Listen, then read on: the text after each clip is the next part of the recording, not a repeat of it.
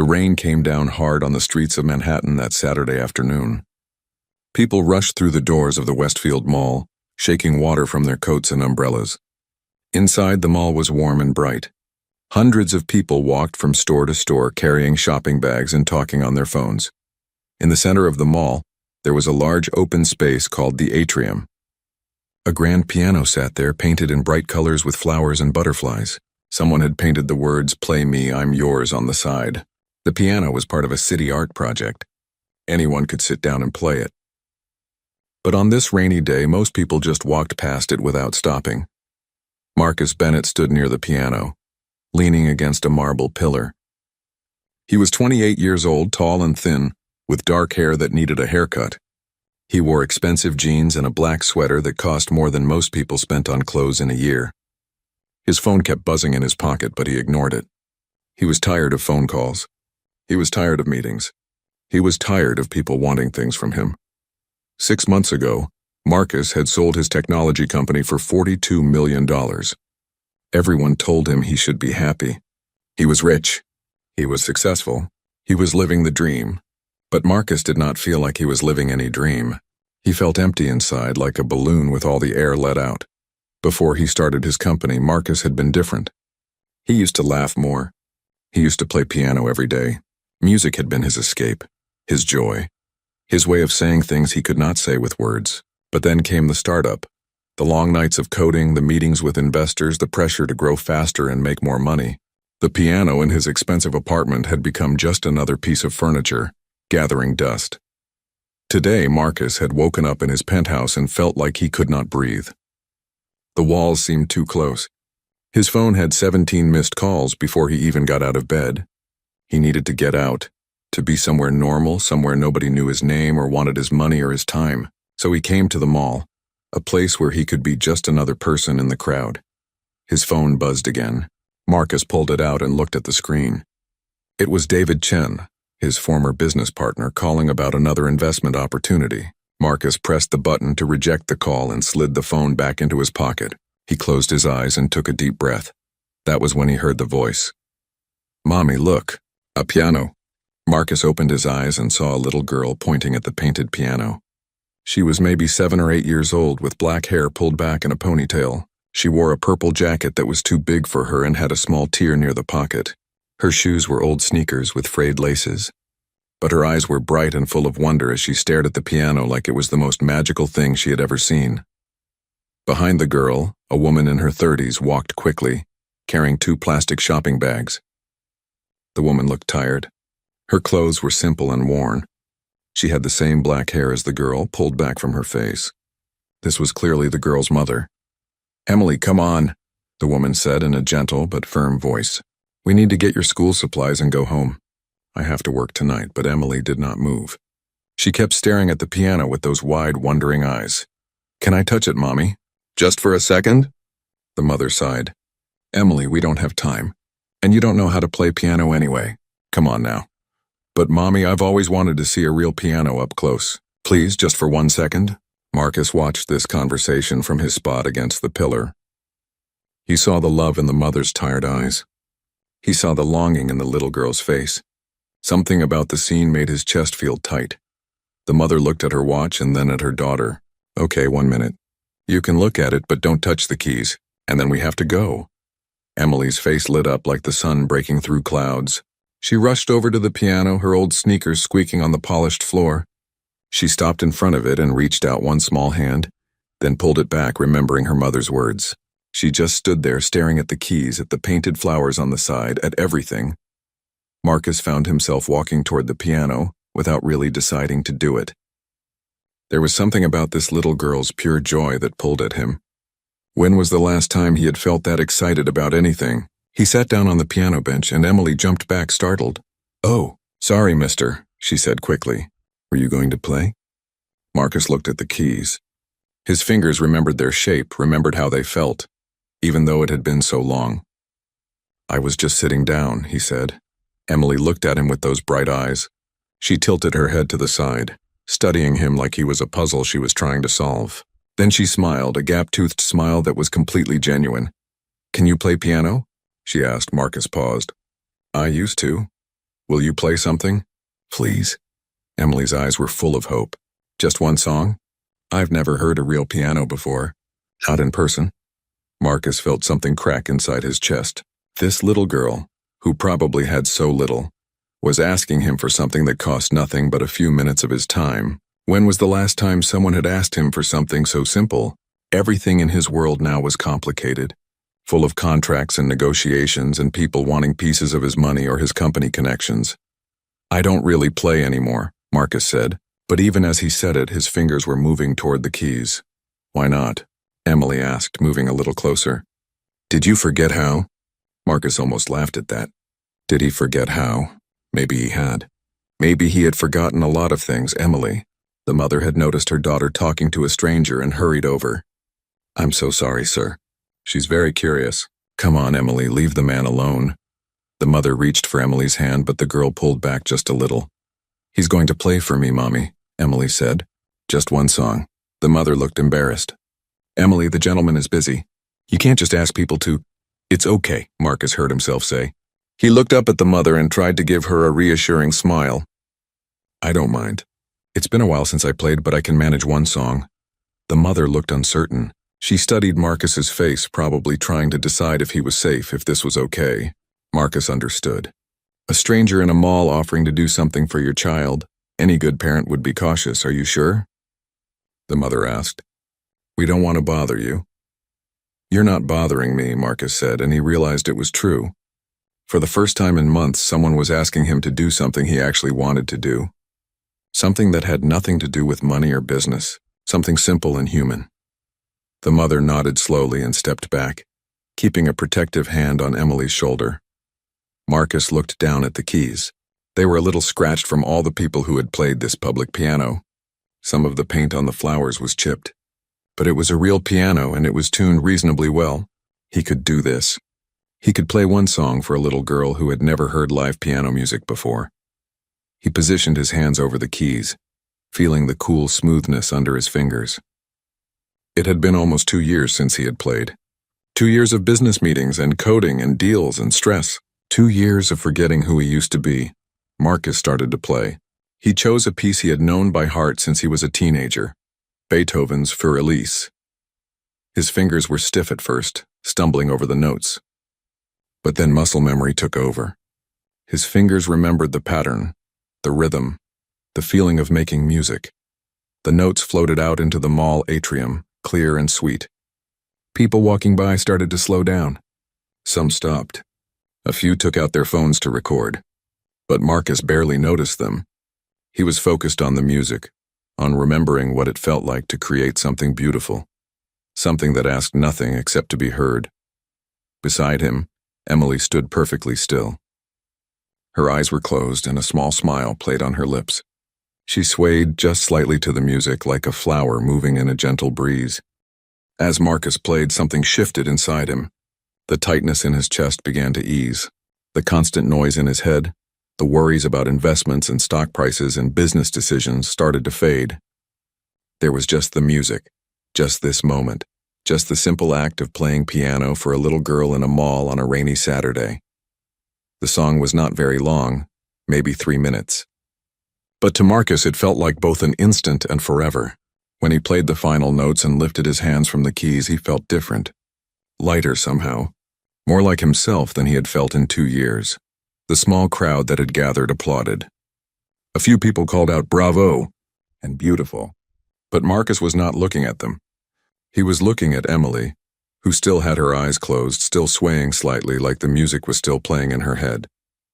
Then Emily opened her eyes. She did not clap like the crowd. She just looked at Marcus with an expression he could not quite read.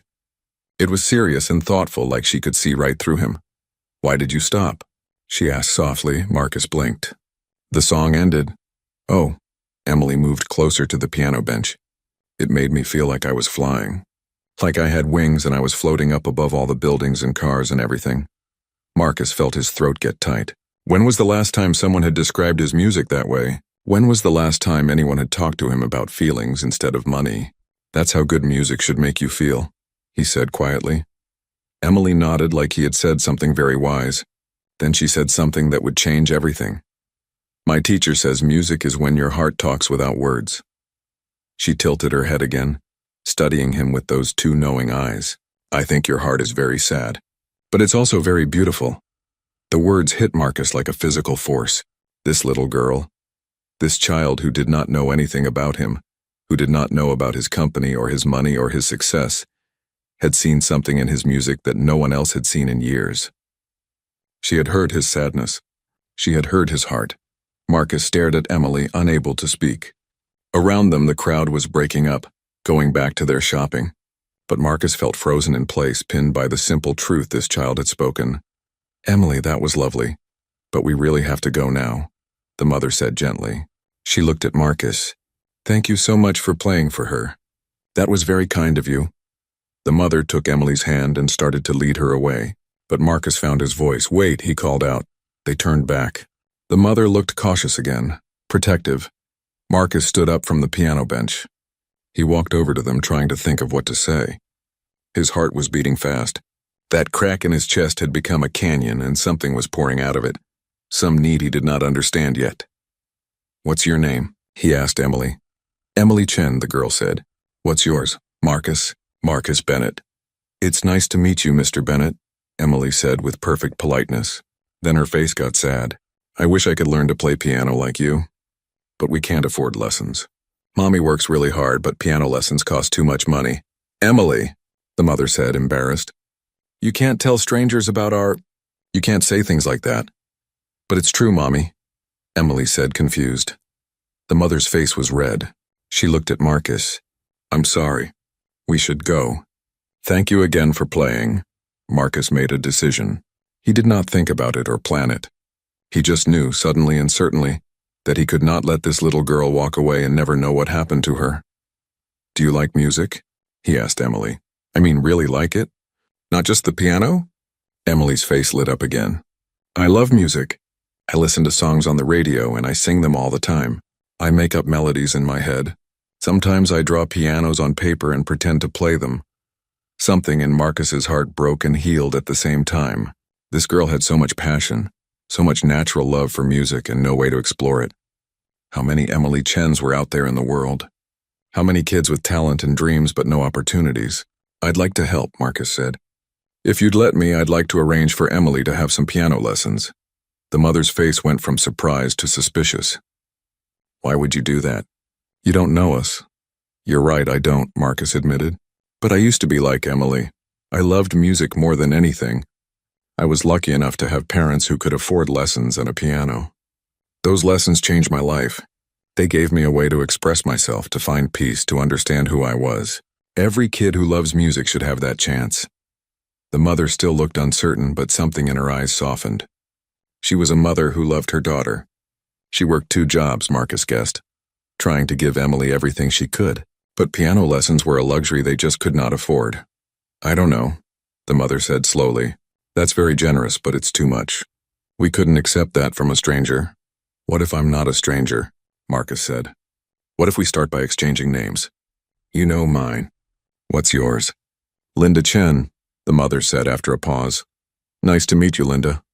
Marcus pulled out his phone. Look, I know this seems strange, but let me give you my contact information. Think about it. Talk to your daughter.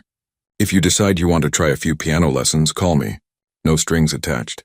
No pressure, just one person who loves music trying to help another person who loves music. Linda Chen studied him for a long moment. Marcus could see her weighing the options, thinking about her daughter, worrying about stranger danger, but also thinking about the opportunity. Finally, she pulled out her own phone, an old model with a cracked screen. Okay, she said. I'll think about it. But I want to be clear, if we do this, it's only because Emily really does love music. Not because we need charity. I understand, Marcus said. It's not charity. It's just paying it forward. He gave Linda his phone number and email address. She typed them into her phone carefully. Emily bounced on her toes, excited but not quite understanding what all this meant. Can I really learn to play piano? Emily asked her mother. Maybe, baby. We'll see, Linda said. She looked at Marcus one more time. Thank you, really, this is very kind. Thank you, Marcus said. Your daughter reminded me of something important today. What's that? Linda asked. Marcus looked at Emily at her bright eyes and gap-toothed smile. She reminded me why music matters. As Linda and Emily walked away, disappearing into the crowd of shoppers, Marcus stood by the painted piano. His hands were shaking slightly. He had just done something completely impulsive, something that made no business sense at all. He had offered to pay for piano lessons for a child he had just met, but it felt right. For the first time in 2 years, something felt absolutely right. Marcus sat back down at the piano. Without thinking about it, he started to play again. This time he played something different. A piece by Chopin, sad and beautiful and full of longing. He played for himself. He played for Emily. He played for everyone who had ever lost something important and was trying to find their way back to it. People gathered again to listen, but Marcus did not care. He was not playing for them. He was playing because a little girl had asked him one simple question, had spoken one simple truth, and had cracked open something in him that he had locked away. As his fingers moved over the keys, Marcus thought about Emily's words. "Your heart is very sad, but it's also very beautiful." She was right. His heart was sad. He had everything money could buy and nothing that really mattered. He had lost himself in the pursuit of success. But maybe, just maybe, helping this little girl could be the start of finding his way back. Marcus did not know it yet. But that moment in the mall, that chance encounter with a poor girl in a too big purple jacket, was about to change his entire life. Sometimes the most important moments do not announce themselves. They come quietly in the voice of a child asking for a song, in the simple courage to play piano for a stranger, in the decision to help someone for no reason except that it feels right. The rain continued to fall outside, but inside the mall something new had begun, something that would grow into more than Marcus could imagine, all because a little girl had seen a piano, had seen a sad man, and had asked him to play. Sometimes that is all it takes. One small request, one moment of courage, one song that reminds you who you used to be and shows you who you could become. Marcus played until his fingers were tired and his heart felt fuller than it had in years. Then he stood up, looked at the piano one more time, and walked out into the rain with a smile on his face. Marcus could not stop thinking about Emily Chen. 3 days had passed since their meeting at the mall, and she was in his thoughts constantly. He would be in a business meeting and suddenly remember the way her eyes had lit up when she looked at the piano. He would be eating dinner in his expensive apartment and think about her words. "Your heart is very sad, but it's also very beautiful." No one had talked to him like that in years. Most people wanted something from him now. They wanted his money, his business connections, his advice on investments. They smiled and said nice things, but it was all surface. Emily had looked at him and seen the truth. She had heard the sadness in his music without even trying. Marcus walked through his apartment on Tuesday evening, a glass of wine in his hand. The place was huge, 3,000 square feet overlooking Central Park. He had bought it 6 months ago for $8 million. It had everything: a chef's kitchen he never cooked in, a home theater he never watched, a master bedroom with a view that magazine photographers loved to shoot, and in the corner of the living room, covered with a thin layer of dust, sat his piano. It was a Steinway Grand, black and gleaming under the designer lights. He had bought it 3 years ago, back when he still played every day, back when music had been his refuge from the stress of building his company. But then the company had gotten bigger, the stress had gotten worse, and somehow he had stopped making time for the one thing that actually helped. Marcus set down his wine glass and walked over to the piano. He ran one finger along the edge, leaving a clean line in the dust. When was the last time he had played it? Before the mall, it had been months, maybe a year. He had forgotten, but now, after playing that public piano for Emily, his fingers itched to play again.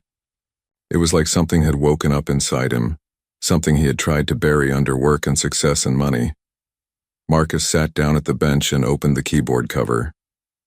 The keys were clean. His housekeeper made sure of that, but they looked lonely somehow, like they were waiting for someone to bring them to life. He started to play. He did not choose a specific song. He just let his fingers move, creating a melody that came from somewhere deep inside. It was sad and hopeful at the same time, like the feeling of waking up from a long sleep and not quite remembering who you were before. As he played, Marcus thought about Linda Chen's face when he offered to pay for lessons. the mix of hope and suspicion and pride. She did not want charity. She wanted to provide for her daughter on her own. Marcus understood that, but he also understood that sometimes pride got in the way of helping a child reach their potential. Would Linda call him? Or would she decide it was too strange, too risky to accept help from someone she met in a mall? Marcus played for an hour, losing himself in the music. When he finally stopped, his phone was ringing. He looked at the screen. Unknown number. His heart jumped. Could it be? Hello? He answered. Mr. Bennett? It was Linda Chen's voice, careful and polite. This is Linda Chen. We met at the mall on Saturday. With my daughter, Emily. Yes, of course. I'm glad you called. Marcus stood up, suddenly nervous. How are you? How's Emily? She hasn't stopped talking about you and that piano, Linda said. There was a smile in her voice. She plays her paper piano every night now and pretends she's playing real music. Marcus felt something warm spread through his chest. She's a special kid. She is, Linda paused. Mr. Bennett, I've been thinking about your offer. About the piano lessons.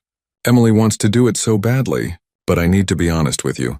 I don't understand why you would do this for us. You don't know us. We're strangers. Marcus sat back down on the piano bench. How could he explain this to her? How could he make her understand that her daughter had given him something precious without even knowing it? I used to play piano all the time, Marcus said slowly. When I was building my company, things got very stressful, very hard. The only thing that kept me sane was sitting at the piano and playing. Music was my therapy, my escape, my way of staying human when everything else was pushing me to just work and work and work. He paused, gathering his thoughts.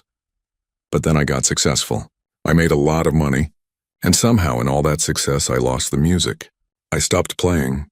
I stopped taking time for the thing that actually made me happy. I don't really know when it happened. It was gradual.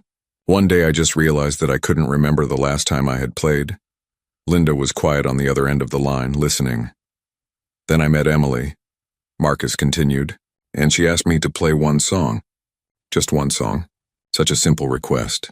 And when I played for her, when I saw how happy it made her, something clicked inside me. I remembered why music matters. I remembered what I had lost. I still don't understand why that means you should pay for my daughter's lessons, Linda said gently. Because she helped me, Marcus said. She reminded me of something important. And because I was lucky enough to have parents who could afford lessons, who could buy me a piano, who could give me that gift. Emily loves music the same way I did. The same way I still do, I guess. But she doesn't have the same opportunities I had. That's not fair. Life's not fair, Linda said quietly. We've learned that. Maybe not. But maybe we can make it a little more fair, one kid at a time. Linda was silent for a long moment. Marcus could hear her breathing, could almost feel her weighing the decision. What exactly are you offering?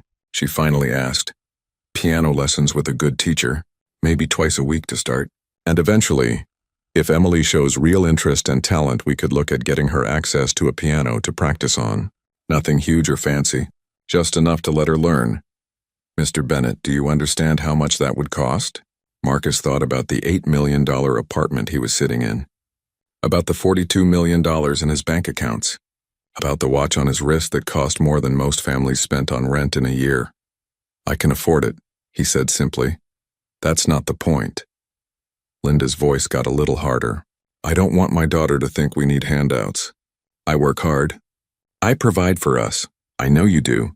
Emily told me you work really hard. Marcus tried to choose his words carefully. This isn't about you not being able to provide. This is about giving Emily something extra, something beyond the basics. You give her food and clothes and a home and love. That's the important stuff. This is just bonus. This is the cherry on top. A very expensive cherry, Linda said, but there was a smile in her voice again. I spend money on stupid things all the time, Marcus admitted. Last month I bought a painting for my office that cost $50,000. I don't even like it that much. I just bought it because the art dealer said it was a good investment. Wouldn't it be better to invest in a real person? In a kid who actually loves something? Linda laughed, a real laugh. When you put it that way, I guess piano lessons do seem like a better investment than a painting you don't like. Exactly. There was another pause. Then Linda said, Okay, we'll try it. But I have some conditions. Name them. First, this is a trial. We start with 1 month of lessons. If Emily doesn't like it or if this arrangement feels weird or uncomfortable in any way, we stop. No hard feelings. Fair enough? Second, I want to know who the teacher is before Emily starts. I need to meet them, make sure they're good with kids, make sure it's safe. Absolutely. I wouldn't have it any other way. Third, I don't want Emily to know that you're paying for this. I'll tell her that I found a program that helps kids learn music. I don't want her to think we need charity or that we can't afford things on our own. Marcus hesitated. Are you sure? I don't mind if she knows. I'm sure. I want her to stay humble.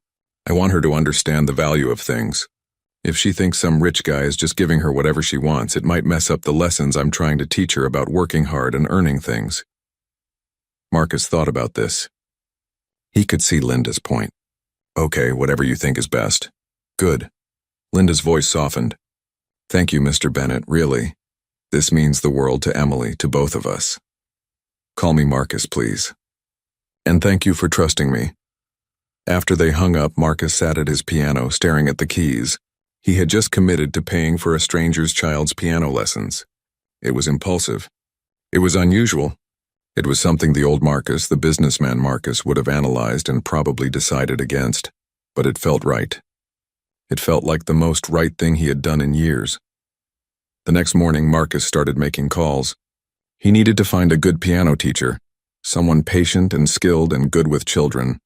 He called a friend from college who taught music at Juilliard and asked for recommendations. You're looking for a kid's piano teacher?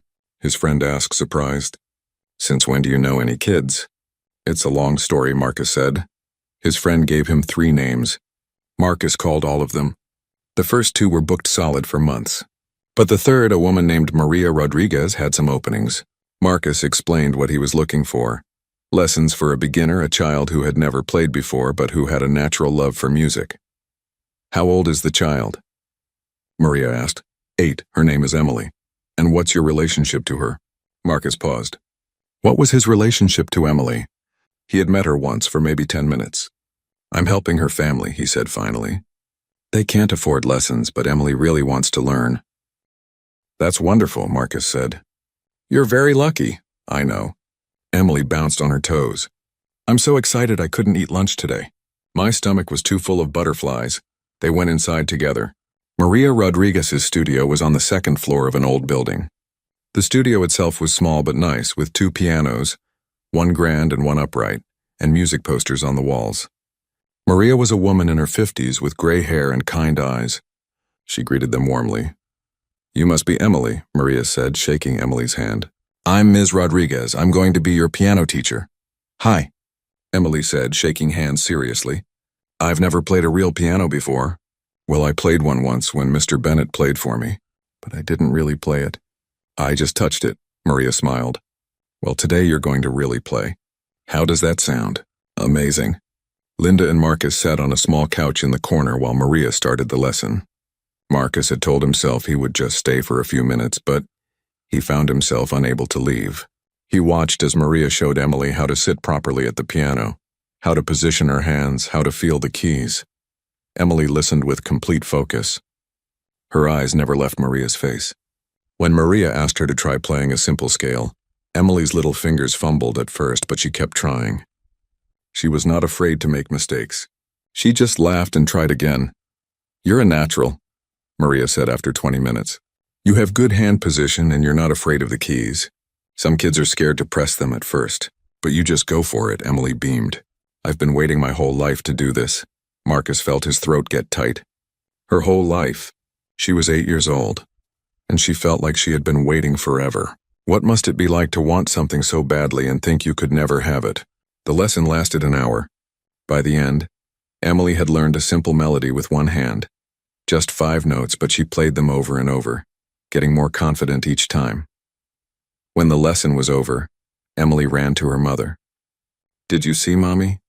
Did you see me play piano? I saw, baby. You were wonderful. Emily turned to Marcus. Did you see, Mr. Bennett? I saw. You're going to be great, Emily, I can tell. Maria walked over to Linda and Marcus while Emily played the 5-note melody again by herself, loving the sound of the notes. She's special, Maria said quietly. I can already tell.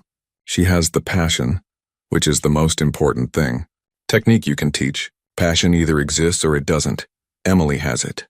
Marcus felt proud, like Emily was his own daughter, even though he barely knew her. Will you keep working with her? Absolutely. I'd love to. Maria paused. Mr. Bennett, can I ask you something? Sure. Why are you doing this? Linda told me you're covering the cost of lessons. That's very generous, but it's unusual. Most people don't pay for a stranger's child's education. Marcus thought about how to answer. Emily did something for me, he said finally. She reminded me what matters. This is just my way of saying thank you. Maria nodded like she understood, even though Marcus was not sure he had explained it well. As they left the studio, Emily chattered nonstop about the lesson, about the piano, about how her fingers felt on the keys. Linda looked at Marcus with grateful eyes. Thank you, she mouthed silently. Marcus just smiled. Over the next 2 weeks, Marcus found himself thinking about Emily constantly. He called Maria after each lesson to hear how Emily was progressing. The reports were always good. Emily practiced on her paper piano at home every night. She hummed the melodies she was learning. She asked Maria a million questions about music and composers and how pianos were made. Marcus started playing his own piano again every evening. It became part of his routine. After work, instead of pouring wine and watching the sunset from his expensive apartment, he sat at the piano and played. Sometimes he played classical pieces he had learned years ago. Sometimes he just improvised, letting his fingers create whatever melody wanted to come out. His business partners noticed the change in him. He seemed happier, less stressed. In meetings, he was more patient, more creative. He started leaving the office at reasonable hours instead of working until midnight. What's gotten into you? His friend David asked one day over lunch. You're like a different person lately. I started playing piano again, Marcus said. That's it? Piano? Marcus thought about Emily's words in the mall. Your heart is very sad, but it's also very beautiful. Music helps, he said. It reminds me that there's more to life than just work and money. David looked at him like he was crazy. Dude, you're 28 and you're worth $40 million. You made it. Why are you suddenly acting like there's some deeper meaning you need to find? Marcus did not know how to explain it to David. How do you explain that success without meaning is just a prettier version of emptiness? How do you explain that an 8-year-old girl had seen something in him that he had forgotten existed? I'm just figuring some things out, Marcus said. 2 weeks after Emily's first lesson, Marcus got a call from Maria. Marcus, you need to come to the studio, Maria said. Today, can you make it? Is something wrong? Is Emily okay? She's fine. She's more than fine. Just come. You need to see this. Marcus canceled his afternoon meetings and took a taxi to the studio. He had no idea what to expect. When he got there, Maria met him at the door with an excited expression. Watch this, she said. Emily was at the piano practicing. She did not notice Marcus come in. She was completely focused on the keys, playing a simple piece that Maria had taught her. But it was not just correct, it was beautiful. Emily played with feeling, with emotion. She swayed slightly as she played, like she was dancing with the music. When she finished, she looked up and saw Marcus. Her face lit up. Mr. Bennett, did you hear me? I did. Emily, that was amazing. Ms. Rodriguez says I'm a fast learner. She says I have a gift. Emily said the word gift like it was the most magical word in the world. Maria walked over to Marcus. In 20 years of teaching, I've never seen a child progress this fast. She practices on her paper piano for hours every day. Her mother told me she plays even at school during lunch, humming the melodies. She doesn't just learn the notes, Marcus. She feels them. Marcus looked at Emily, who had gone back to playing. Lost in her own world of music, something shifted in his heart. This was not just about paying for lessons anymore. This was not just about helping one kid learn piano. This was about something bigger, about potential and opportunity and all the kids out there like Emily who had gifts but no way to develop them. Maria, Marcus said slowly, how many kids do you know like Emily? Kids with talent but no money for lessons? Maria laughed sadly. Hundreds, maybe thousands. The city is full of them. Kids who would be amazing musicians if they just had the chance. Marcus felt an idea forming in his mind. It was crazy. It was big. It was exactly the kind of thing the old Marcus would have called impractical and impulsive. But maybe crazy and impulsive was what he needed. What if we helped them? Marcus said. What if we created a program? We could find talented kids who can't afford lessons and give them access to music education. Real education, not just a few months, but ongoing support. Maria stared at him. Do you know how much that would cost? Marcus thought about his $42 million, about his expensive apartment and his unused home theater and his $50,000 painting he did not even like. I can afford it, he said. And just like that, sitting in a small music studio watching an 8-year-old girl play piano, Marcus Bennett found his purpose. He had been searching for meaning and success in money in all the wrong places, but meaning had been right here all along, in helping someone else discover their gift, in using his resources for something that actually mattered. Emily finished her practice piece and turned around. Can I play something for you, Mr. Bennett? Something I made up? You made up a song? Marcus asked. Sort of. Ms. Rodriguez says it's called composing. I just think of melodies in my head and then find them on the piano. I'd love to hear it. Emily turned back to the piano and started to play. The melody was simple, but it was hers. It was original. It was proof that she did not just have technical skill. She had creativity, imagination, soul. As Marcus listened, he knew his life had just changed direction. He had made millions of dollars creating a technology company. That had been impressive.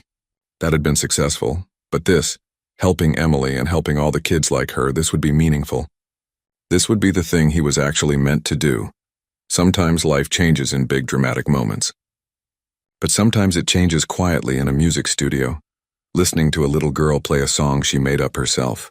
Sometimes purpose finds you when you stop looking for it in the wrong places and start paying attention to the right ones. Emily finished her song and smiled at Marcus. Did you like it?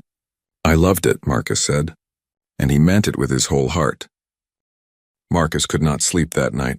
His mind was racing with ideas, possibilities, plans. He sat at his kitchen counter with his laptop, researching music education programs for low-income children. What he found both inspired and frustrated him. There were a few programs scattered across the city, small nonprofits doing good work with limited resources. They helped some kids, but not nearly enough. There were waiting lists months long. Programs had to turn away talented children because they did not have enough teachers, enough pianos, enough funding.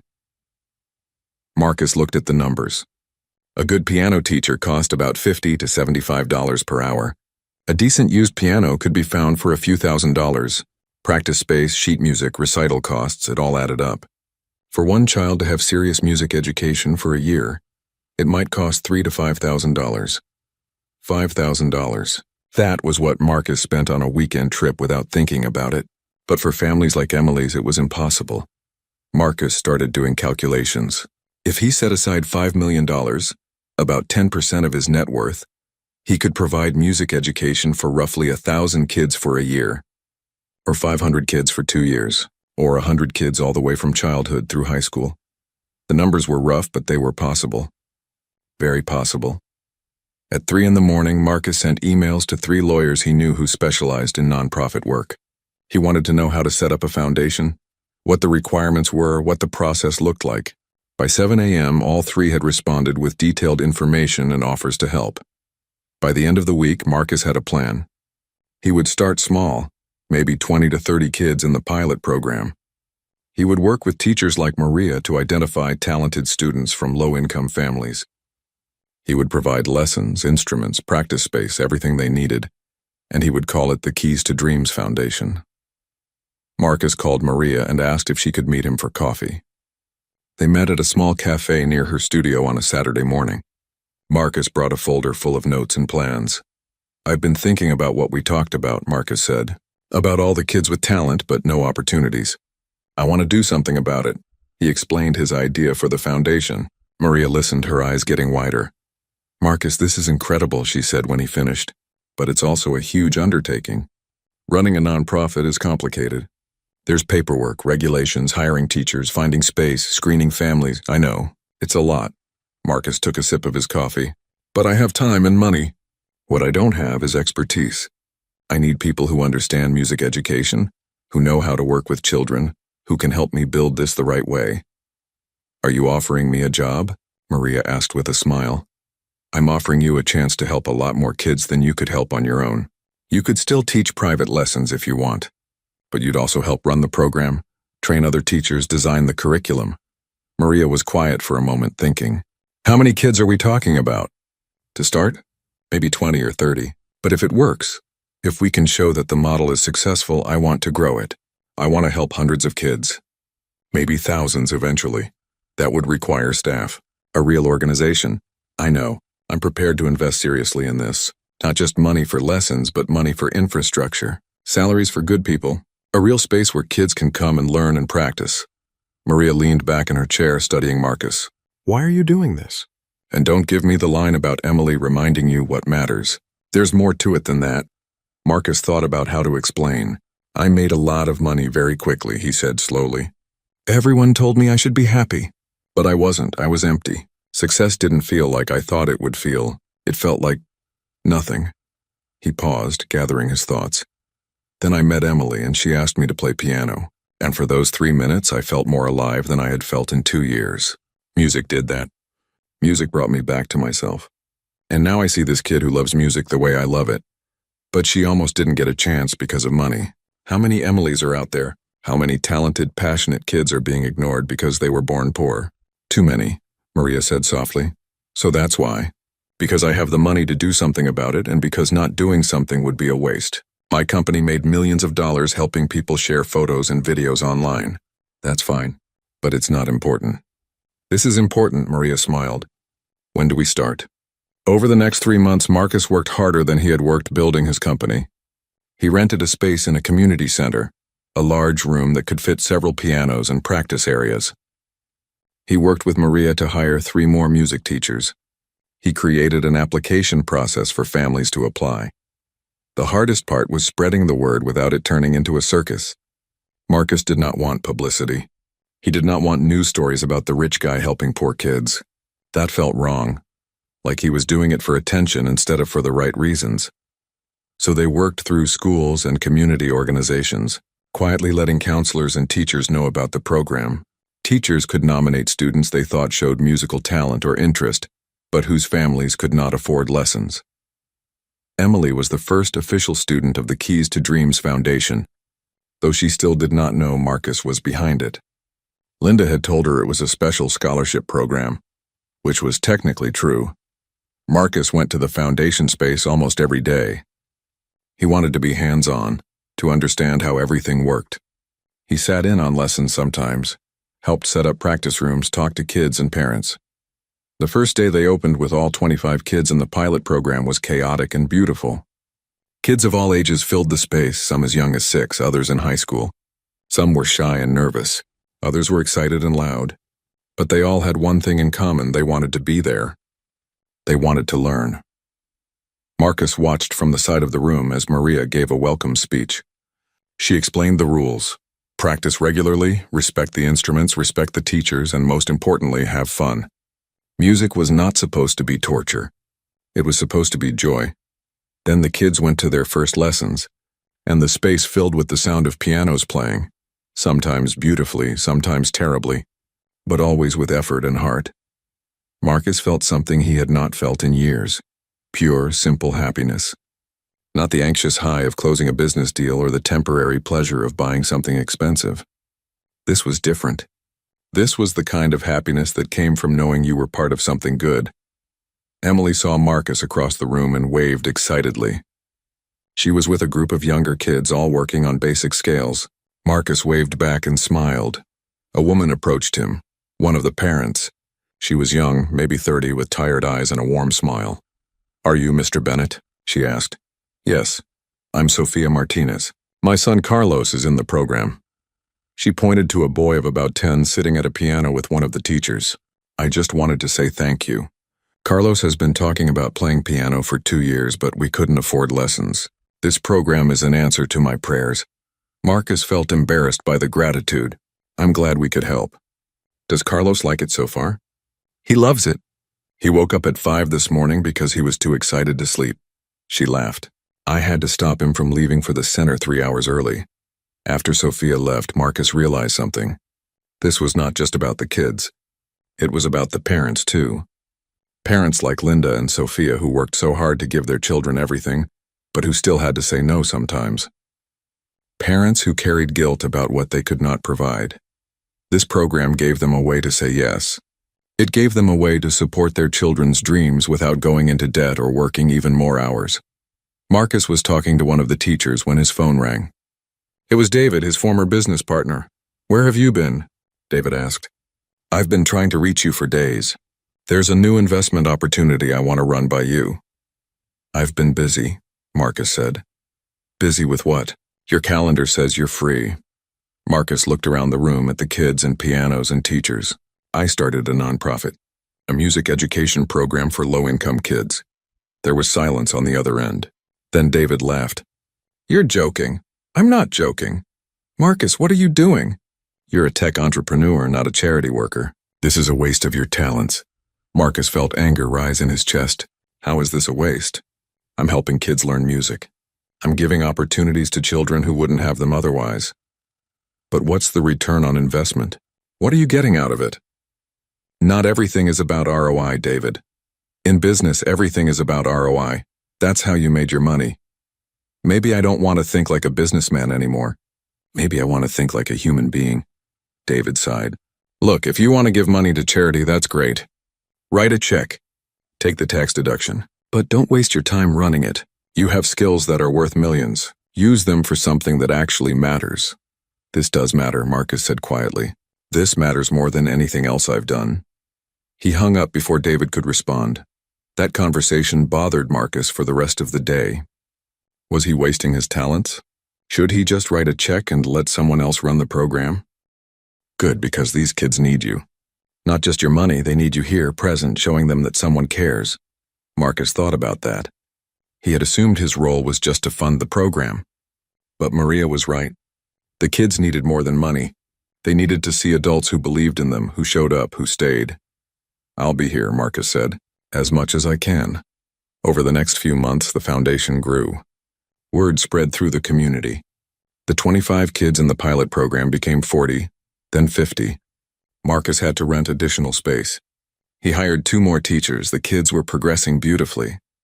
Emily was now playing pieces that typically took years to master. Carlos had discovered a love for composing and was writing his own simple melodies. Jasmine was so advanced that Maria recommended she start preparing for music school auditions. But not everything was smooth. There were challenges Marcus had not anticipated. Some families struggled with transportation to the center. Marcus arranged for a shuttle service. Some kids did not have space at home to practice. Marcus worked with community centers and churches to provide practice rooms. Some families were suspicious of the program, worried about strings attached. Marcus had to build trust slowly, proving through actions that the program was genuine.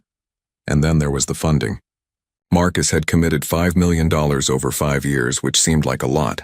But as the program grew, the costs grew too.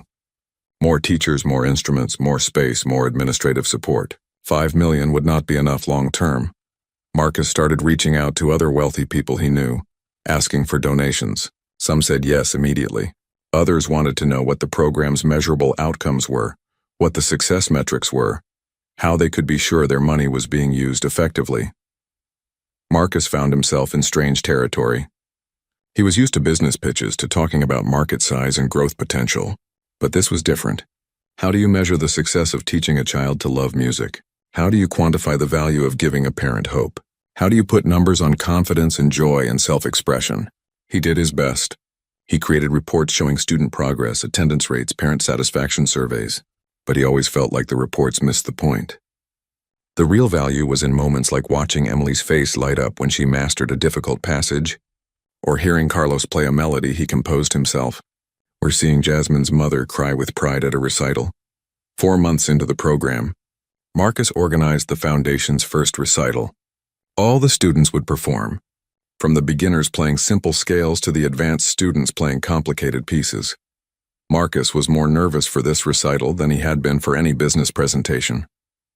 He wanted it to be perfect. He wanted the kids to feel proud. He wanted the parents to see what their children were capable of. The recital was held in a small theater that a local college let them use for free. Every seat was filled with parents, siblings, teachers, and community members. Marcus sat in the back watching. The younger kids went first. They played simple pieces, some with mistakes, but the audience cheered for everyone. You could see the confidence growing in the children with each round of applause. Then Emily came out. She had been practicing for weeks for this moment. She was going to play a Beethoven piece, not for Elise, which Marcus had played for her that first day, but something harder, something that showed how much she had learned. Emily sat at the piano, looking small on the stage. She took a deep breath. Then she started to play. Marcus watched, barely breathing. She was good, really good. Her fingers moved with confidence now.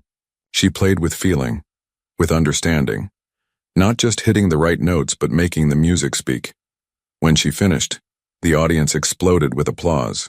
Emily stood and took a bow, smiling so wide Marcus thought her face might split. Her mother was crying in the front row. The rest of the recital was beautiful. Every kid played their best. Some made mistakes, but they pushed through. That was part of the lesson too, that mistakes were okay, that persistence mattered more than perfection. At the end, Maria asked Marcus to come on stage and say a few words. He had not prepared anything. He walked up nervously, uncomfortable with the spotlight. "I'm not good at speeches," he started, and people laughed. "But I want to tell you all something. 4 months ago, I met a little girl in a mall who asked me to play piano. Just one song," she said. "I hadn't played in years. But I played for her, and it reminded me of something I had forgotten. That music matters. That it has the power to change us, to help us, to make us more human." Marcus looked at all the kids sitting in the front rows, still in their recital clothes. These kids have that same power. They have talent and passion and courage. All they needed was a chance. I'm grateful to be part of giving them that chance. But really, they're the ones doing the hard work. They're the ones showing up, practicing, pushing through when things get difficult. I'm just the guy who opened the door. They're the ones walking through it. The audience applauded again. Marcus quickly left the stage, uncomfortable with the attention. After the recital, families mingled, eating cookies and drinking punch.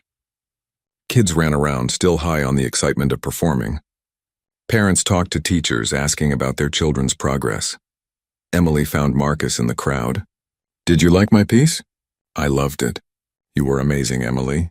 "I was so nervous. My hands were shaking before I started." "You couldn't tell." "You looked confident," Emily smiled. "Ms. Rodriguez says that's the secret. Even if you're scared inside, you act confident on the outside. Eventually, the outside confidence becomes inside confidence," Marcus laughed. "That's good advice." Emily looked up at him with those serious eyes. "Mr. Bennett, can I ask you something?" "Of course." "Why do you come to the center so much? Ms. Rodriguez says you started the program, but you don't teach lessons or anything. You just come." Marcus crouched down to be at her eye level. "I come because I like seeing you and all the other kids learn. It makes me happy." "Really? Just watching us makes you happy?" "Really. You know how music makes you feel good inside? Helping you learn music makes me feel good inside. It's the same thing, kind of." Emily nodded like this made perfect sense. "I'm glad I asked you to play that day at the mall." "Me too, Emily. Me too." Linda came over with tears still on her cheeks. "Marcus, I need to talk to you." They stepped aside while Emily went to show her grandmother the cookies. "I know," Linda said quietly. "I know you're the one paying for all this. For Emily's lessons, for the whole program. I figured it out." Marcus felt caught. "Linda, I asked you not to tell Emily. I haven't, and I won't, because I understand why you don't want credit. But I needed to tell you something." Linda's voice broke. "You changed my daughter's life. She was a good kid before, but now she has purpose. She has something she loves, something she's good at, something that makes her feel special. Do you know what that means to a parent? To see your child discover their gift?" Marcus did not know what to say. He just nodded. "I work 2 jobs," Linda continued. "I work so hard to give Emily everything I can, but I couldn't give her this. I couldn't give her music. And you did. You gave my daughter the world. She earned it," Marcus said. "She's the one working hard, practicing, learning. I just paid for lessons." "No." Linda shook her head. "You did more than that. You saw her. You saw a poor kid in a mall and you didn't just walk past. You stopped. You played piano for her. You listened when she talked. You cared. That's worth more than any amount of money." Marcus felt his own eyes getting wet. "Thank you for trusting me with her education. I know it was hard to accept help from a stranger." "You're not a stranger anymore," Linda said. "You're family." That night, lying in bed in his expensive apartment, Marcus thought about Linda's words. Family. He had been alone for so long, isolated by his success, cut off from real connection by walls of money and status. But now he had something he had not known he was missing: community, purpose, family, not by blood but by choice and shared values. His phone buzzed with a text from Maria. Great recital. These kids are going to change the world. Thank you for making this possible. Marcus texted back, and they're already changing my world. And it was true. The foundation had started as a way to help Emily and kids like her. But somewhere along the way, it had become the thing that saved Marcus too. It had given him back his music, his purpose, his sense of being human. Sometimes you help others and discover that you were the one who needed help all along. Sometimes you give someone a gift and realize they gave you a bigger one. Sometimes you think you're opening doors for other people, but really they're opening doors for you. Doors to parts of yourself you had forgotten existed. Marcus fell asleep that night with a smile on his face, already thinking about tomorrow, about the next lesson, about the next kid who would discover their gift, about the next small moment that would add up to something meaningful. The journey had just begun. 6 months after the first recital, Marcus stood in the lobby of a much larger building.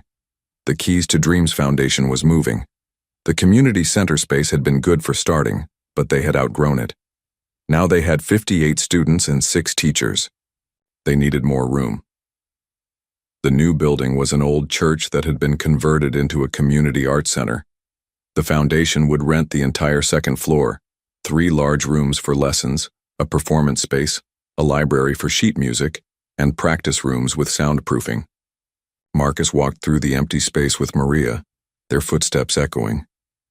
"This is perfect," Maria said. "We can fit twice as many students here." "That's the idea," Marcus said. "We have a waiting list of over 100 families right now. We need to grow. Are you sure you can afford it? The rent here is triple what we were paying." Marcus thought about his bank accounts. He had spent almost $2 million on the foundation in the past 6 months. Teacher salaries, instruments, space rental, supplies, the shuttle service, everything. His business partners thought he was crazy. His accountant kept sending him worried emails about his spending. But Marcus had never felt better about spending money in his life. "I can afford it," he said. "And if I can't, we'll find other donors. This is too important to worry about money." Maria smiled. "You've changed, you know. When I first met you, you were all business. Now you talk like money doesn't matter." "Money matters," Marcus said, "but only because of what you can do with it. I spent years making money for the sake of making money. That was empty. This is full." They spent the rest of the day planning how to set up the new space, where the pianos would go, how to divide the practice rooms, how to make it welcoming and inspiring for the kids. That evening, Marcus had dinner with his parents. He had not seen them in months. They had flown in from California, concerned about their son's sudden career change. His father, Richard Bennett, was a successful lawyer. His mother, Susan, had been a teacher before retiring. They sat in an expensive restaurant, the kind where the menu had no prices and the wine list was thicker than a phone book. "So tell us about this foundation," his father said, cutting into his steak. "Your mother and I have been trying to understand what you're doing." Marcus explained the program, how it started, how it had grown, what the impact had been on the kids. His mother listened with a warm smile. "That sounds wonderful, Marcus. I'm proud of you." But his father looked concerned. "It's admirable, son. But is it sustainable? You can't just keep pouring your own money into this forever." "I'm working on getting other donors," Marcus said, "and we might apply for grants. There's a lot of foundation money out there for arts education. But what about your career? You built a successful company. You have skills that are valuable. Shouldn't you be starting another company, building something big?" Marcus set down his fork. "Dad, I did build something big. I built a company that was worth millions of dollars. And it made me miserable. I spent 18 hours a day staring at code and sitting in meetings. I made a lot of money, but I lost myself." "That's just what success requires," his father said. "Sacrifice." "But what's the point of success if it destroys you?" Marcus asked. "What's the point of having money if you're too empty inside to enjoy it?" His mother reached over and squeezed his hand. Your father just wants you to be happy, honey. We both do. I am happy, Marcus said. For the first time in years, I'm actually happy. The foundation gives me purpose. It makes me feel like I'm contributing something real to the world. His father sighed. I just don't want you to wake up at 40 and realize you wasted your prime earning years on charity work. It's not waste, Dad. It's investment. I'm investing in people instead of startups, in kids instead of tech, and the return on investment is better than anything I got from my company. You can't measure charity work in returns, his father said. You're right, because the returns are bigger than numbers. They're measured in changed lives and kids discovering their talents, and parents getting to say yes to their children's dreams. The dinner ended with his father still looking worried and his mother looking proud. As Marcus hugged them goodbye, his mother whispered in his ear, Don't listen to your father. Keep doing what makes you happy. That's all that matters. The next week, the foundation held its first day in the new building. The kids were amazed by the space. Emily ran from room to room, trying every piano. Carlos immediately claimed a practice room with good acoustics. Jasmine spent 20 minutes just sitting in the performance space, imagining herself on stage. But the move also brought new challenges. The new space was in a different neighborhood, harder for some families to get to. The shuttle service had to be expanded. Some kids dropped out because the new location was too far. Marcus was frustrated. They were trying to help, but logistics kept getting in the way. How could they make the program accessible to everyone who needed it?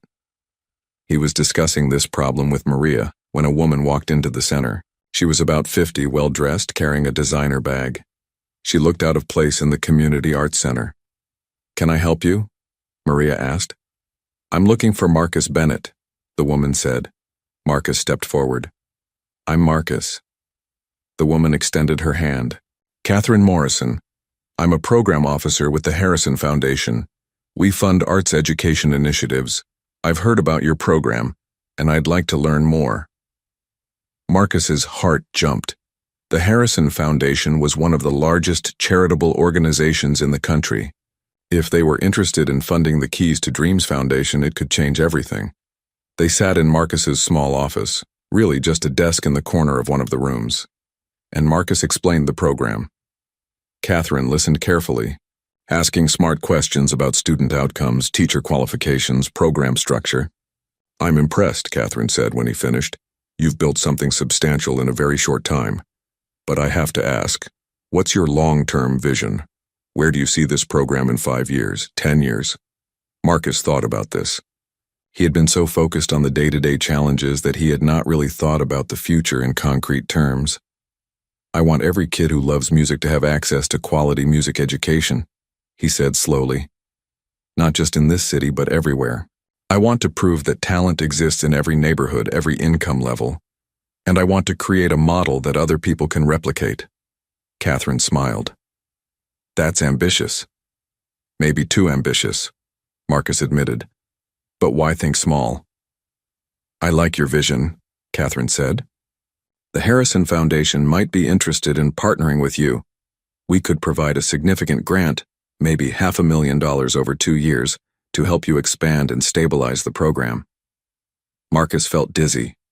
$500,000. That would cover so much. More teachers, more instruments, expansion to other neighborhoods. What would you need from us? He asked.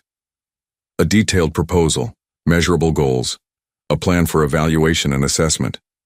We need to show our board that the money is being used effectively. We can do that, Marcus said. Over the next month, Marcus worked on the grant proposal. It was harder than he expected. He had to quantify things that did not feel quantifiable.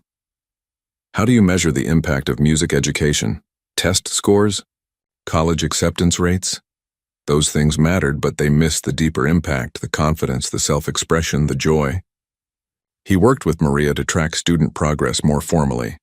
They created assessment rubrics, documented attendance and practice hours, surveyed parents about changes they saw in their children.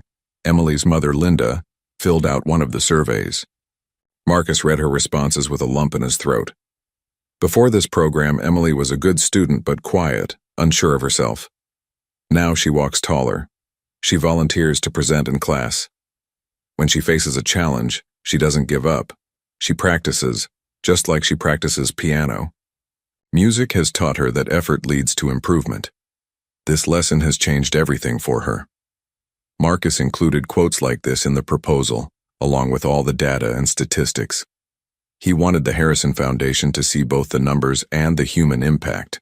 While Marcus worked on the grant, something unexpected happened. A local news reporter heard about the foundation and wanted to do a story. Marcus had avoided publicity, uncomfortable with being seen as the rich guy saving poor kids. But Maria convinced him that publicity could help them attract more donors and reach more families. The story aired on a Friday evening. It showed the foundation space, interviewed several students and parents, and featured Marcus explaining why he started the program. The reporter called him a millionaire with a mission and described the foundation as changing lives through music. Marcus cringed watching himself on TV. He sounded awkward, and they had edited the interview to make him seem more heroic than he felt. But the impact was immediate.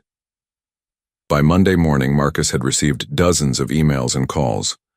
Some were from families wanting to enroll their children. Others were from donors wanting to contribute. A few were from other wealthy people saying they wanted to start similar programs in their cities. One call stood out. It was from a man named Robert Chen, Linda's brother, Emily's uncle. Marcus had never met him. "I saw the news story," Robert said. "I didn't know my sister's daughter was part of your program. She never told us. I think she was embarrassed to accept help." "Your donation will make a huge difference," Marcus said. "Thank you." After that call, Marcus realized something.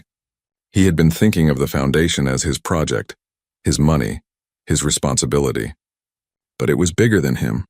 It belonged to the community, to teachers like Robert who wanted to help, to parents like Linda who trusted them with their children, to the kids who showed up every day ready to learn.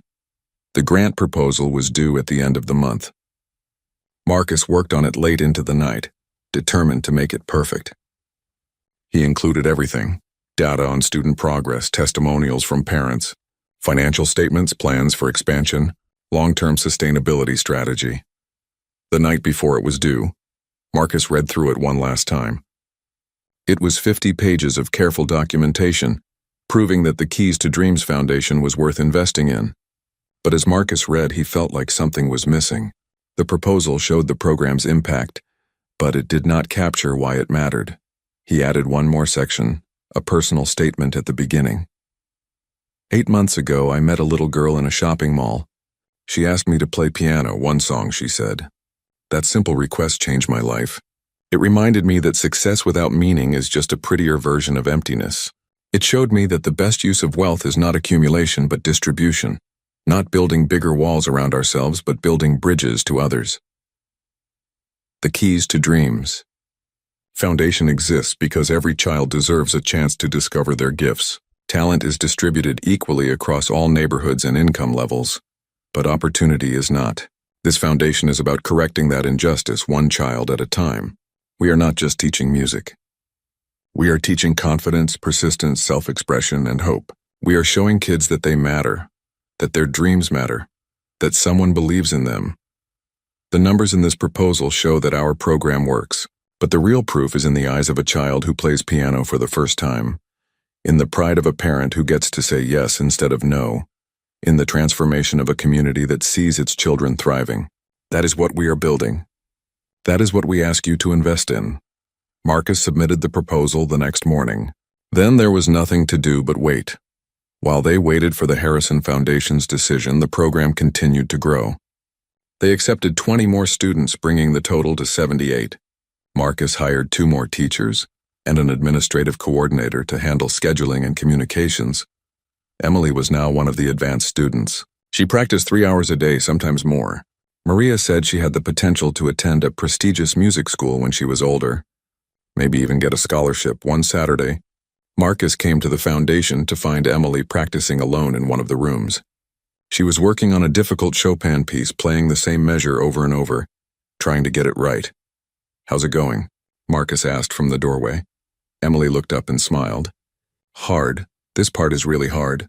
My fingers keep getting tangled. Can I make a suggestion? Please. Marcus sat next to her on the bench. Play it for me. Emily played the difficult measure. Her fingers did get tangled and she stopped frustrated. You're thinking too much, Marcus said. Your brain knows what to do, but you're getting in your own way.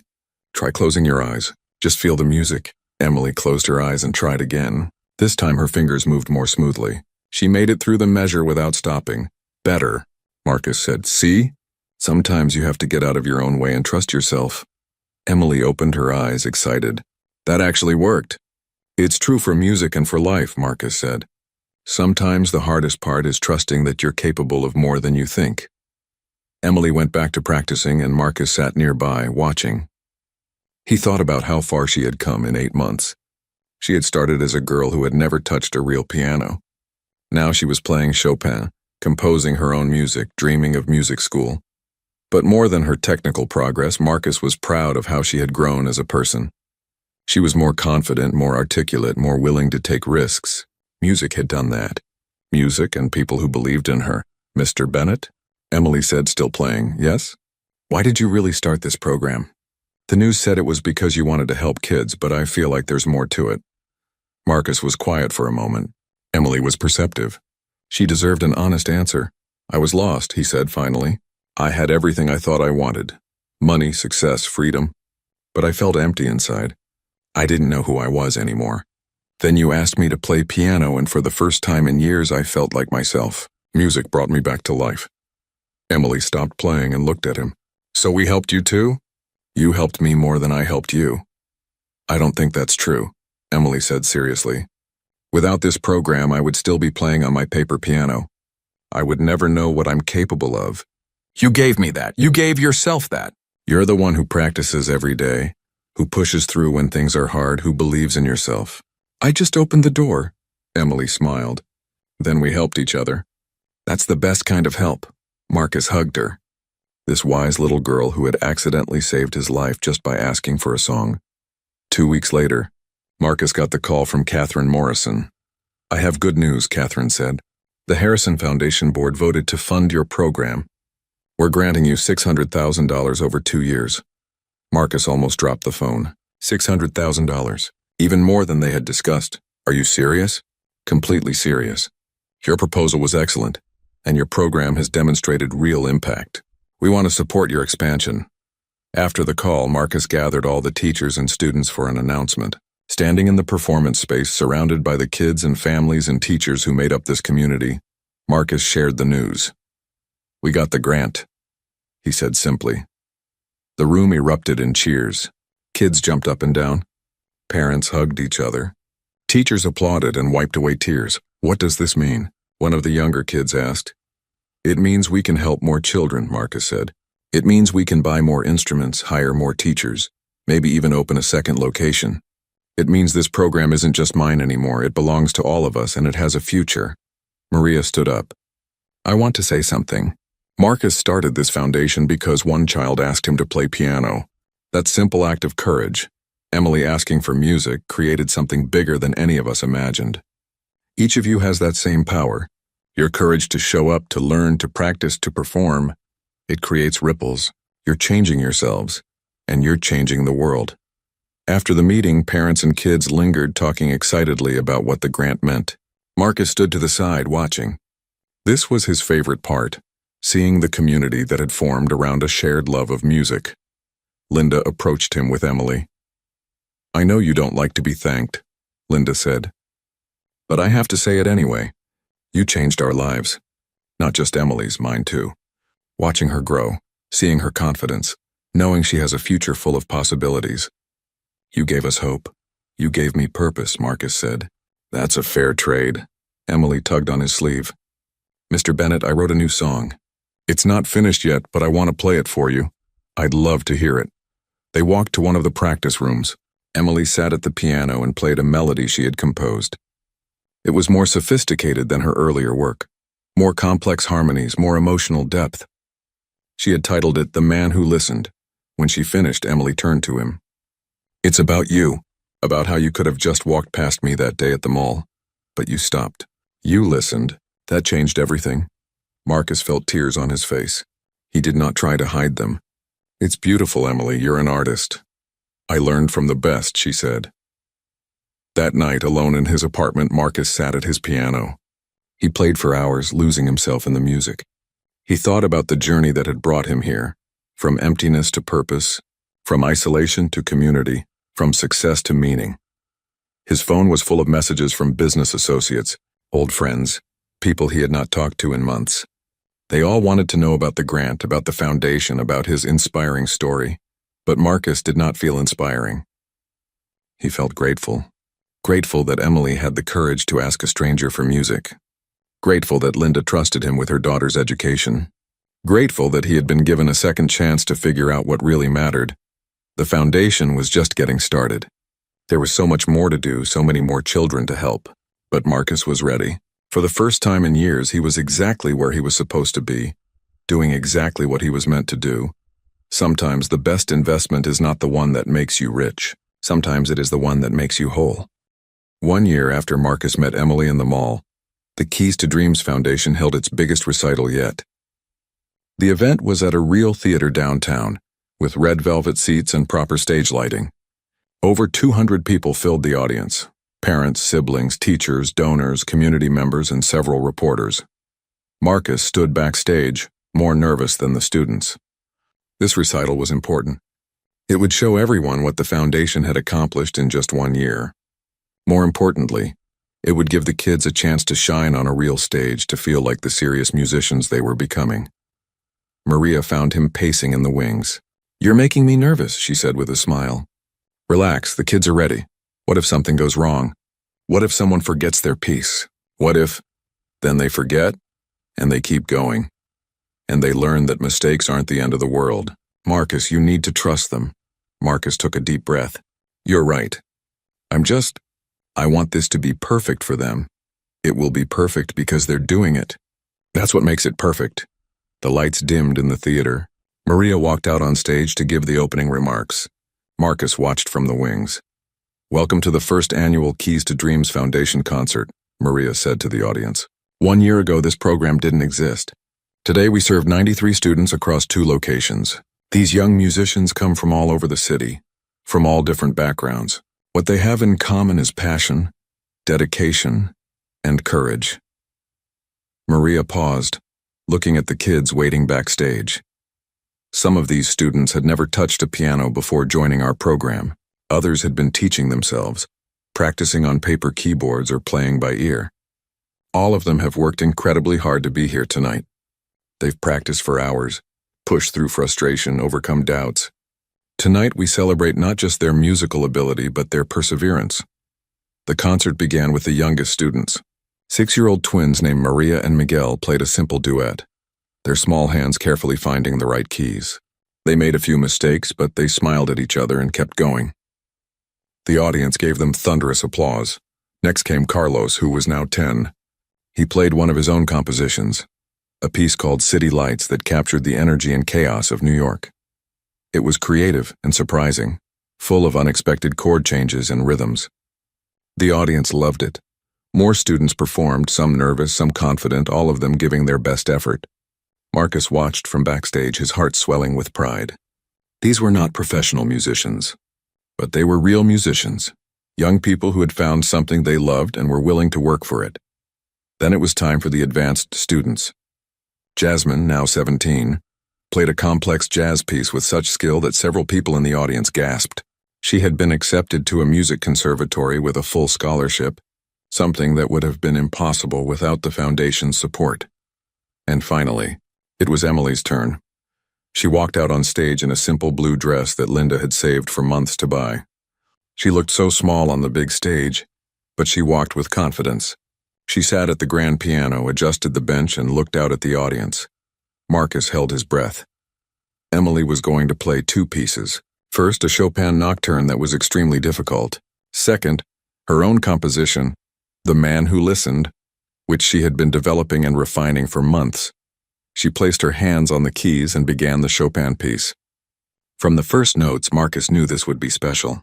Emily played with a maturity beyond her 9 years. She understood the music, not just technically but emotionally. She made the piano sing. The audience sat in absolute silence, mesmerized. When Emily finished the Chopin piece, there was a moment of stunned quiet before the applause erupted. People stood up. Someone shouted, "Bravo!" Emily smiled and bowed. Then she sat back down for her original composition. "I wrote this song for someone special," Emily said into the microphone, her voice small but clear. "It's called The Man Who Listened. It's about what happens when someone takes time to really see you, to really hear you, to believe in you. It's about how one small act of kindness can change everything." She began to play. The melody was beautiful and complex, full of emotion. It started quietly, tentatively, like someone reaching out and not sure if anyone would respond. Then it grew bolder, more confident, building to a hopeful and triumphant conclusion. Marcus listened with tears streaming down his face. This song was about him, but it was also about so much more. It was about connection, about courage, about the power of taking time to notice each other, to help each other, to believe in each other's potential. When Emily finished, the entire audience rose to their feet. The applause went on and on. Parents were crying. Teachers were crying. Even some of the other students were crying. Emily stood and bowed deeply. Then she looked directly at the wings where Marcus stood, and she smiled, a smile that said, "Thank you, and I did it, and we did this together." After the concert, there was a reception in the theater lobby. People crowded around the students, congratulating them, taking pictures, asking questions. Several donors approached Marcus to tell him how impressed they were, how they wanted to contribute more to the foundation. But Marcus was looking for Emily. He found her surrounded by family. Linda, her grandmother, Uncle Robert, and several cousins. They were all talking at once, telling Emily how proud they were. When Emily saw Marcus, she broke free from the group and ran to him. He crouched down and she threw her arms around his neck. "Did I do okay?" She whispered. "You were perfect. I'm so proud of you." "Your song made me cry," Linda said, coming over. "It was beautiful, baby." "It's a true story," Emily said, looking up at Marcus. "About the day I met Mr. Bennett," Linda smiled. "I know the story. It's a good one." A woman approached them, one of the reporters who had attended. "Mr. Bennett, can I ask you a few questions?" Marcus reluctantly agreed. The reporter asked about the foundation's growth, about future plans, about how he measured success. "Success isn't about numbers," Marcus said. "It's about moments like tonight. It's about watching a child discover what they're capable of. It's about seeing confidence grow, seeing passion develop, seeing potential realized. Every kid in this program is a success story, whether they become professional musicians or not. But surely some measurable outcomes matter to donors." "Of course. We track student progress, attendance, academic performance, all of that matters. But the real impact is harder to measure. It's in how a kid walks differently after mastering a difficult piece. It's in how a parent's face changes when they watch their child perform. It's in how a community comes together around shared values of education and opportunity." The reporter scribbled notes. "One more question. Why music? You could have supported any kind of program. Why focus on music education?" Marcus thought about his answer carefully. "Music saved my life." That sounds dramatic, but it's true. When I was drowning in work and stress and emptiness, music was the thing that brought me back to myself. Music is a language that everyone can speak. It doesn't matter where you come from or how much money your parents make. Music is democratic. It's human, and every child should have the chance to experience it. After the reporter left, Marcus found a quiet corner to catch his breath. The evening had been overwhelming in the best way. He watched the students and families celebrating together, and he felt something he had never felt in all his years of business success: complete satisfaction. Not the temporary high of closing a deal, but deep, lasting fulfillment. Maria joined him, holding 2 glasses of punch. "You did it," she said, handing him a glass. "We did it. This was a team effort." "True, but it started with you, with your willingness to take a chance on one little girl." Marcus smiled. "She took a chance on me first. She asked a sad-looking stranger to play piano. That took courage. And you said yes. That took courage too." They stood in comfortable silence watching the celebration. "I have something to tell you," Maria said. "I got a call today from a foundation in Chicago. They heard about our program, and they want to replicate the model there. They want me to consult, help them set it up. That's amazing. Are you going to do it?" "I don't know. It would mean traveling, being away from here, but it could help us spread this model, help more kids in other cities. Marcus thought about this. You should do it.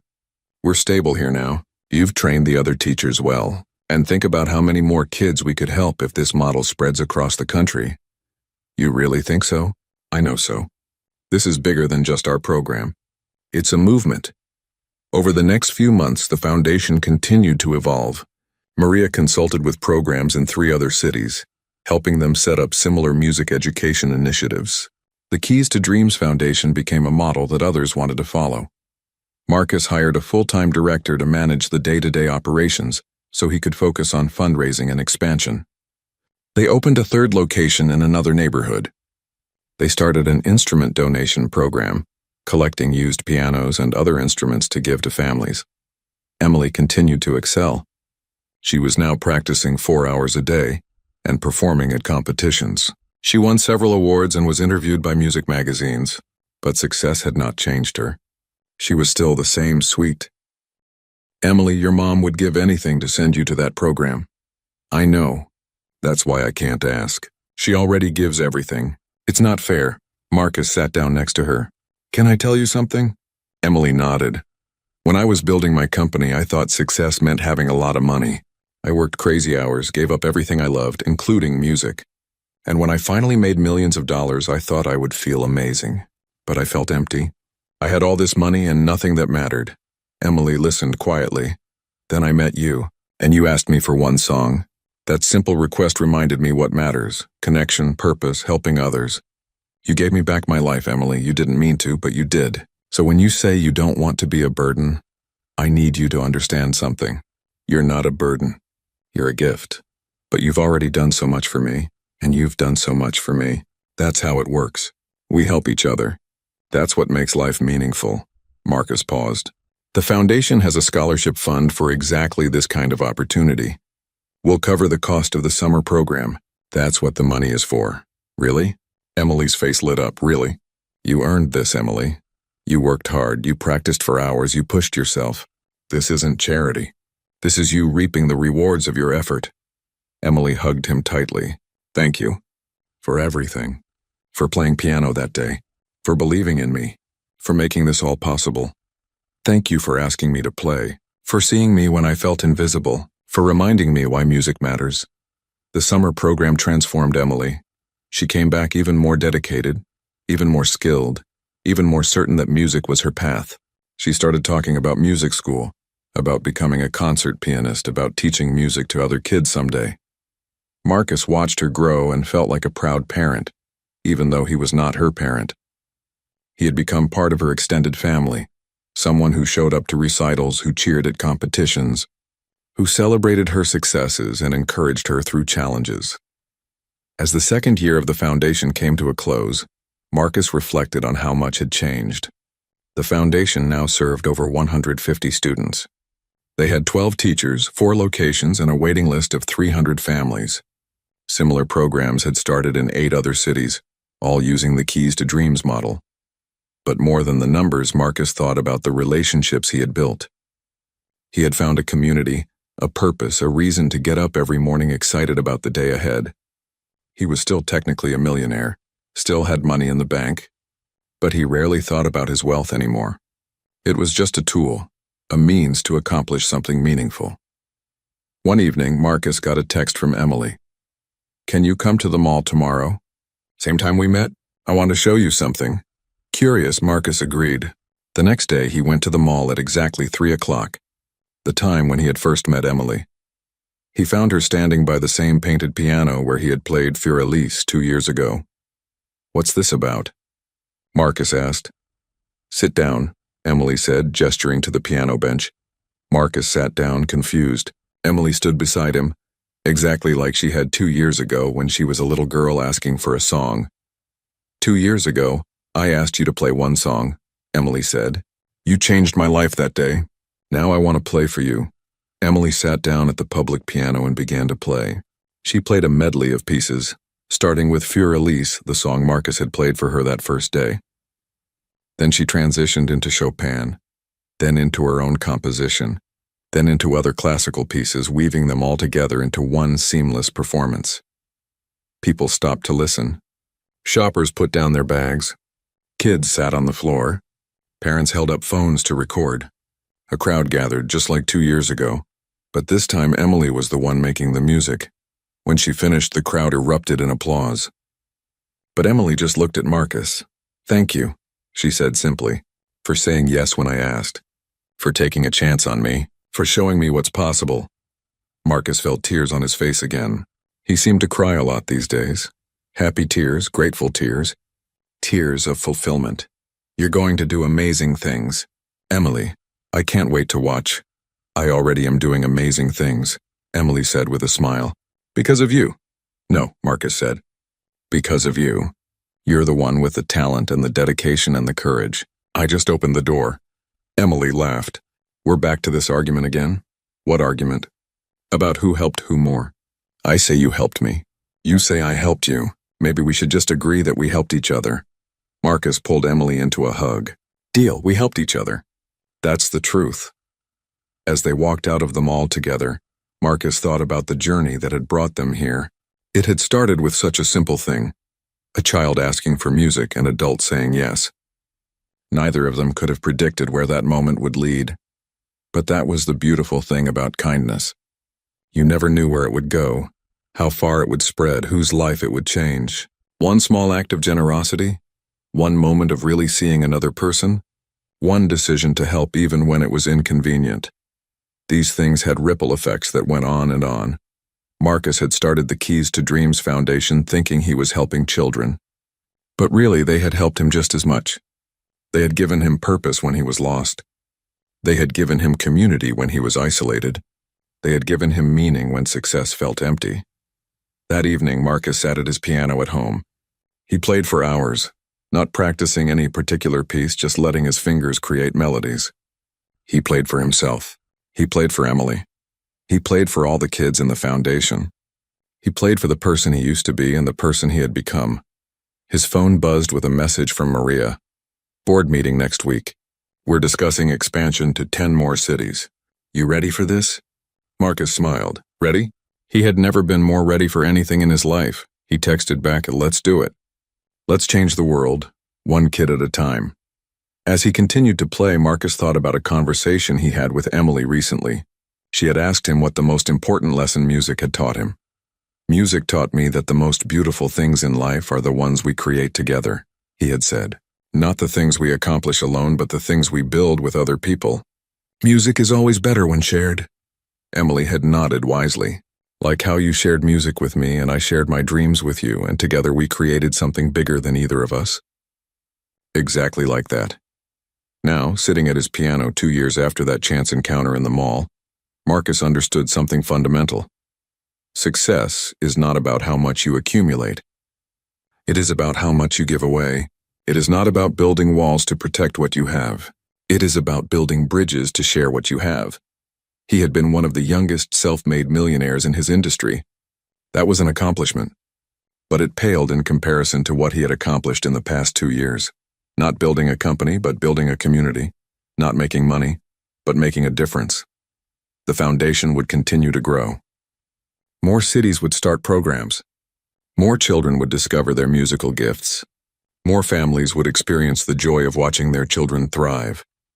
More communities would come together around the shared belief that every child deserves a chance, and it all started with a poor girl who had the courage to ask a sad stranger for one song. Marcus played late into the night, his heart full of gratitude. He was grateful for Emily's courage, grateful for Linda's trust, grateful for Maria's expertise, grateful for every teacher, every donor, every volunteer who made the foundation possible.